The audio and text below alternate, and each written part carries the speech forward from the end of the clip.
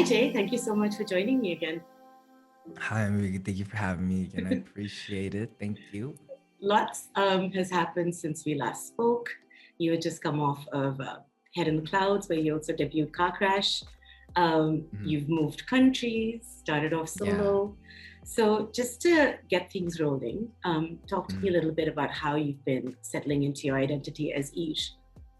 Oh man, I haven't had the time. I'm trying to settle in my identity as a appropriate human being first.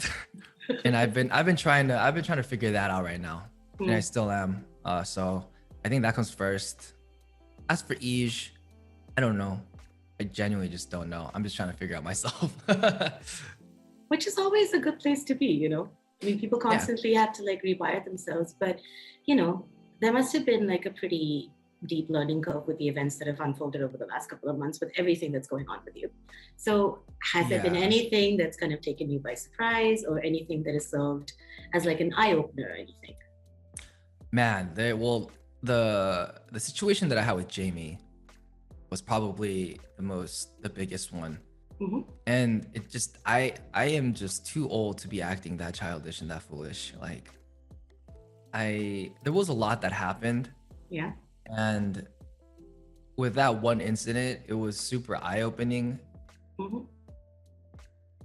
because it was the first time that I'd hurt someone that I knew. And like it was like my friend I had hurt my it was the first time that I hurt a friend. Mm-hmm. And that I hadn't done that in a long time. I think the Yeah. last time that I made my friend cry was like 10 years ago, like 8 years ago or something. And getting canceled every day, that's a different topic in itself for all the out of context and misconstrued things. But Yeah. this one was very real. And this one was no one to blame but me. And I had to take responsibility for it. And I take responsibility for it. And I've learned that I'm just trying to be better, I guess. It was especially hard because it was a friend, and I had made my friend feel a certain way in Yeah. which they reacted, and I'm so thankful that that same friend, even though I had hurt to that extent, Mm-hmm. had given me a second chance to sit down with me and hear me out, and I could hear her out, hear her opinions and why she felt that way, and it helped me understand that, yo, you can't be talking like that. Period. You know, no matter what the reasoning was, like I was definitely in the wrong, and I think I'm definitely trying to learn and grow. Yeah. Well, you know, making mistakes and any sort of conflict is what kind of does lead to that growth in the first place, right? So, I mean, it's like you Yeah. said, you're in a time of growth for yourself for so many different reasons, and that's a good place to be. And Uh, yeah. it's good that you had like a really honest conversation because forgiveness and moving on is a huge part of it as well, too. Yeah. I'm sure she's over it, and like it's just a distant memory, Mm-hmm. or maybe she's even dealing with it today, but I don't know. I think it'll be stuck in my brain for a while. And Okay. I think that's a good thing. I think that's a good thing because it'll constantly just remind me to, you're too old for this foolishness. Like, Yeah. you need to watch your mouth just a little bit, for sure, Yeah. And and sometimes you grow. just, yeah. Yeah, And sometimes you just have to let things like marinate for a bit, and they kind of take their yeah, time. Um, you're in such an interesting space, right? yeah. Um, what does one go through when you're kind of moving from also like a band to solo, apart from obviously the obvious change, which is moving from many to one, and changes in delegation, one would assume. Hmm. I think as for musically, there weren't many changes because even when I was in a band, Yeah, the thought process always was make a good song, yeah, write everything like it's a title. So if we don't hit the moon, maybe hit the stars. You know what I mean? we get a Yeah. B-side that works. Sure.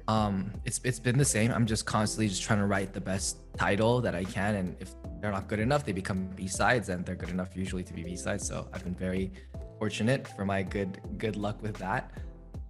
But nothing much has changed other than just doing it on my own now.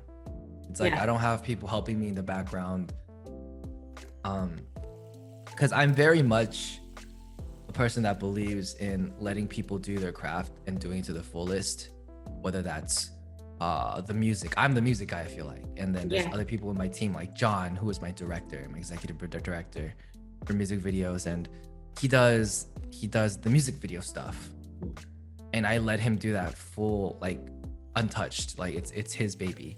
And you know, I have my executive engineer, right? Executive music director, and I let him do his executive music directing stuff, 220. Yeah. And we have producers on songs, and I'm just letting everybody do their role. Yeah. I'm sorry, I'm rambling. I totally forgot what the question was. I'm so sorry. You actually answered the question. Essentially, I think what you was trying to say is sometimes you just gotta get out of the way and let people do what they do best, and you do what you do best, right? Yeah. And I'm just kind of, I just kind of like being able to trust my team, and I'm very fortunate to have a team that I can trust. Yeah. I think it's also safe to say that, like, you're kind of having to rewire everything, right? With everything that new that is happening with you.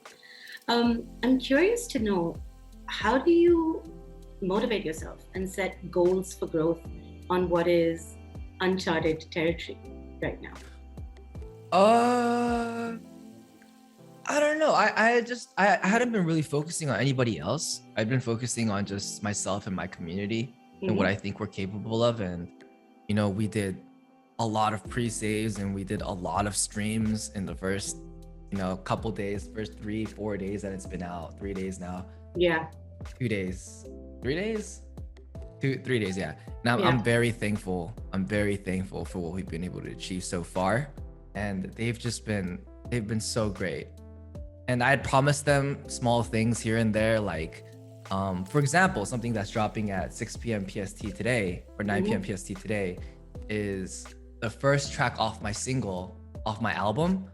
That's coming in the future. I had made a visualizer for it. Okay. And made like and I play a little acting role because I know my fans like to see me being a little bit more involved in my music videos. Yeah, they're a little upset sometimes that I kind of like taking a backseat. But I'm like, bro, I'm the music guy. Like, let the actors do the acting. Like, I had amazing friends like Ray, Kaide, Will, and 100T come out and help us produce the music video for Car Crash, and they did a great job. See, if I was them, that would not have been as good. Like, I promise you. Like, it's just let the professionals do their job, you know? Yeah, you're being a little too hard on yourself, but yeah, they were pretty great.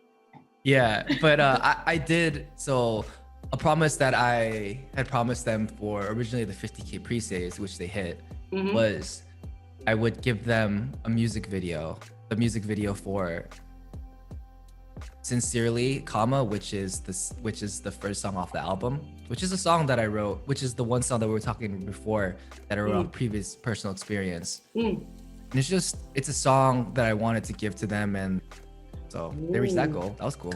Not on Spotify, just like exclusively, just like as a, this isn't for me, this isn't to earn money, because I don't even know if my videos are monetized on YouTube yet, or if Car Crash, the music video, is, but it's not for me. This is just like as a genuine thank you. Yeah. You've kind of answered a couple of questions that I had. I was very, very excited to see the amount of pre-saves that had happened and the amount of how you hit kind of iTunes across the world with Car Crash. Yeah, it was mega. I was so happy for you. Thank you. I appreciate that. It's more than I deserve, for sure. You were speaking a little bit about community earlier, you know, and that was a question that I had for you, because, you know, you've kind of moved back home, and I would assume that, you know, starting your subsequent solo work would mean connecting or reconnecting with a bunch of people. So I know you've kind of worked with the 100 Thieves crew right now with YouTubers and content creators, but what are you kind of seeking from your collaborations and your relationships that you form right now and moving forward? What are you looking for? My relationships, especially on the platforms like Twitch, they feel very just kind of organic to me because essentially even the 100T thing, it kind of Mm-hmm. just sprouted as like an idea, like because I had already at that point called Rain and been like, hey, you want to be in my music video? She was like, down. You know what I mean? Now I'd called other people, everyone else, and they were like, down. So the cast was already there, and then we figured, I mean, if everyone's from 100T anyway, Mm-hmm. you might as well get involved. And then we ended up just making this crazy video together that was awesome. Yeah. By the way, shout out 100T for being amazing. It was just very organic. So I'm not looking specifically for anything per se. Mm-hmm. I just, and my next video, it's interesting that you say that because also I've been friends with another group of friends on the same platform for a very long time, and they are going to be helping us produce the next music video for the next single. So that's gonna be exciting. And I'm excited to be in the space working with friends where we can genuinely be on set and not be like, let it be over. Like I'm so tired of this, but Yeah. it's being like, yo, what's up? Like this is fun. You know what I mean? Yeah. Yeah. That also happens when you're with like-minded people who kind of just want to create good stuff, right? Yeah, you just have fun with it. And it's just I think that aspect in itself is very interesting. I'm curious to know I'm guessing you have a huge body of work that's going to drop really soon because you've been kind of hinting at it, but I'm curious to know what made you pick Car Crash as a song to start everything off with. So I told you I was very, very much a firm believer of let people do what they do best. Yeah. So I have this whole portfolio of songs, and I originally thought a song called Wallflower would be the first single. And James is my business guy. Mm-hmm. James is my manager. So I let him do what he does best, and he said, no, Car Crash is the single. And I said, okay. Good decision though, because I mean, this is the time I'm going to trip about the song a little bit because it's excellent. Thank you. Appreciate that. You have such a strong identity already, and that's what's exciting and interesting to me, and I'm sure to all your fans across the world. But what's even more interesting is Car Crash, right? As a phrase conjures up disaster, right? Yeah. Yet in the music video, we see your two protagonists kind of ride off, not into the sunset, but into the moonlight together, right? Yeah. Was this a peek into your take on human relationships? I don't think so much because, like I said, that vision was John's vision. Mm-hmm. So in order to get the true answer to that we probably have to ask John. Mm-hmm. For the song itself, I thought it was very cohesive of a music video idea when he first sent it to me because of the fact that the song is about an absolute disaster, but there being a silver lining. Yeah. And I think that music video presented itself beautifully. Mm-hmm. That there was a toxic relationship that was a disaster and a car crash, but after that, we saw the beauty that lied in it, which was them riding off in the sunset with a whole new relationship to begin, And it was just, I thought it was kind of beautiful, kind of a little bit. Yeah, it kind of made me feel very warm. And I feel a lot of people could kind of like relate to it also because it's just, bad stuff happens, but then that's never the end. There's always good things that could happen afterwards. You just have to stay open to them, right? I agree with that 100%. Yeah. The last time we spoke, which was a couple of months ago, we spoke a lot about duality and the duality in your life. And in this song, there's a really interesting line. Have I got it correct? It's two colors cross the intersect. Yeah. Right? Is that the line? Yeah. Yep. Yes. So for me, I don't know, it kind of also really spoke about the duality that still exists in you. Do you find yourself uncovering new aspects of this dualism as you move forward? I think I definitely see myself moving forward, and as you grow older, you also grow mentally, I think. And I guess straying off from the duality aspect, I think I'm just trying to figure out what it means to really be an adult and learn as I grow forward. The duality aspect, speaking on the duality aspect, I think I've realized in this situation that you can't be two things. You have to genuinely be one thing in order to be in order to be real, I think. And for Okay. me, that might have came off weird. No, it didn't. I kind of get what you're talking about, but Right. yeah. So a lot of people, like what I'm talking about is a lot of people for me in this situation was after the Jamie thing happened, they were just like, yeah, just cater to your audience, just know that your fans, they're everything, and just act like, just act like you changed. It's not a big deal. And I was sitting there like, bro, like Jamie cried. It's a big deal. Mm-hmm. And then I realized that I don't know how this pertains to your specific question, but how I heard it was, I don't think I could pretend to be a good person and then be someone else and have different ideals. I think I have to actually become that person. That's why I've been trying to further understand and further grow and to actually be a genuinely not different behind the camera type person. So I've been trying very, very hard. I think even from before to be even more transparent because I think it helps me grow and genuinely be someone who my fans could be proud of. Yeah. I think what you're describing is sincerity. I think so. And the single's called Sincerely, comma. There you go. Nice. Talk to me a little more about what's coming up though. You've kind of been teasing this album. Is there anything else? I know you teased a collaboration a couple of days ago on Twitter with Rivals. I think so. I saw a tweet. Oh, that was yeah, that may have been a I was just kidding. It was just a big joke, and then it became, I should probably stop joking around about that kind of stuff. I feel like people take it very seriously. Yeah, they do. They kind of feel like little Easter eggs because I think everybody is obviously anticipating your album also, right? Like, yes. And I mean, I've had a couple of conversations with friends and they just know that there's this, I mean, I've spoken to you about how I love your music. And I appreciate that. Yeah. And I think, I'm guessing something's coming up soon. Yes. So at first it was an EP because I had, 5-6 songs prepared before I left Korea, and I came to America and I started doing sessions. And I wasn't too fond of the idea because I'm not really good at writing. Like, I usually like get a track done and then I get the track and I go home, and that's how I wrote all my eaJ songs. I'll take a track home, write it out, write it all out, go to the studio, bang, bang, bang, bang, bang. We're done, 2 hours. That's usually how the eaJ songs came, but that quick.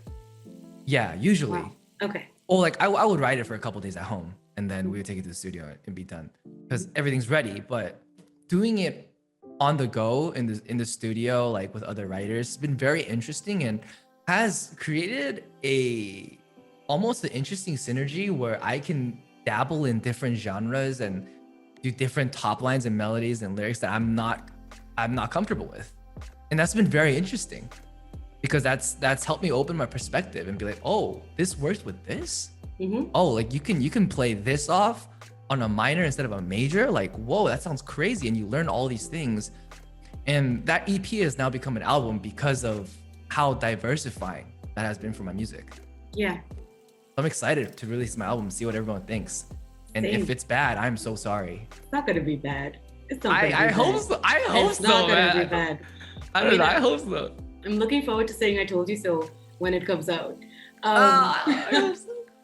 This is exactly what we were talking about earlier. When we were talking about like the learning curve, everything that you've kind of been describing is also, it feels like part of that. And a very large one, yeah. Like you said, adulting. If you figure adulting out, let me know because I'm 39 and I haven't got there yet. So just saying. I'm with you. I feel like I'm gonna be 39 and in the same boat because I have no idea right now. I'm just kind of bake it as you make it with the whole adult taxes, health insurance, etc. Like I'm like very confused, but it's been a good time. Yeah. I kind of wanted to end the interview with something that I was very curious to ask you. I'm always very, very curious to ask you questions, but this one in particular. You've covered two ends of the globe now, living in Seoul and LA, which are pretty much on opposite ends, right? Yeah. You've also, through the course of your career, come across so many different people across so many different geographies. You're in LA right now and I'm talking to you from Mumbai. Is there like a That's- common, yeah, is there a common truth or an aspect that you have found that is shared by human beings across the planet? And if so, what would you say that would be? I think the biggest strength that we have as a race of human beings is the fact that we have empathy, and the fact that we're able to understand the pain of others. And you can always see, even in like the darkest corners of the interweb or the world, we see all these tragedies happening, but you see the silver lining of people trying to help. And that's because we as human beings have empathy and sympathy, and realize that people deserve more, that people deserve a fairness, almost justice. And I'm seeing that a lot these days, and that keeps I think that keeps everybody's hope in humanity a little bit more alive, with all the crazy things that are happening these days. Yeah. It's cool. It's amazing that we have the people that we do, trying to make the right moves for the world. Yeah. It's funny what you described also makes people feel a little less alone.